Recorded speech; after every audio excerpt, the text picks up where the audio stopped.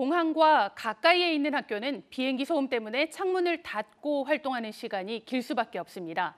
정부는 그래서 이런 학교에 전기요금을 지원하는 등 보상을 하는데 군용 비행장 근처에 있는 학교는 대상이 아닙니다. 국회가 제도 개선에 나섰습니다. 송성원 기자입니다. 김포공항에서 약 2km 떨어진 서울 강서구의 한 학교입니다. 매일 5분 간격으로 비행기가 이륙할 때마다 항공기 소음돈 80웨클 가까이로 치솟습니다. 데시벨로 환산하면 대략 60데시벨 정도로 지속적으로 노출됐을 때 수면장애를 일으킬 수 있는 수준입니다. 현행 공항소음 방지법은 소음도가 75웨클이 넘는 지역의 주택과 학교 등에 전기요금, 냉난방, 방음시설비 등을 지원합니다. 전국 58개 학교가 소음 대책지역 보상을 받고 있습니다. 문제는 전투기 등 군용기가 오르내리는 군 비행장 인근 학교입니다.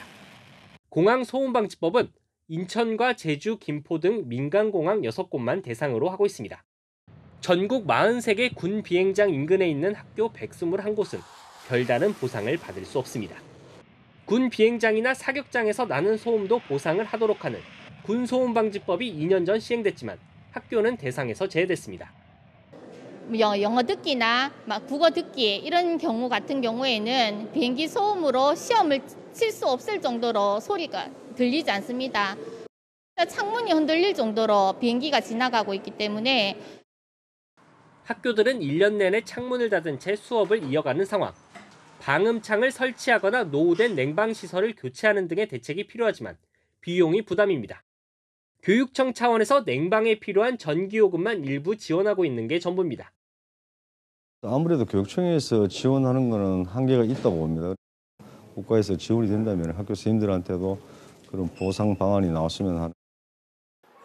21대 국회 들어 군소음방지법 대상의 학교를 추가해 시설 교체비나 전기요금을 국고로 지원하자는 논의가 이루어지고 있습니다. 최근엔 비용뿐 아니라 정부가 학생과 교직원의 심리치료를 지원하는 내용의 법안도 발의됐습니다. 교육 환경 개선과 학생, 교직원의 심리적 치료 등을 지원하여 실질적인 학습권 보장 방안을 마련하는 법안입니다. 다만 유관부서들이 매년 130억 원의 추가 예산이 들고 변전소나 상수도 보호시설 같은 다른 사례와의 형평성을 이유로 법안 개정에 소극적이어서 실제 성과로 이어질 수 있을진 지켜봐야 합니다. EBS 뉴스 송성환입니다.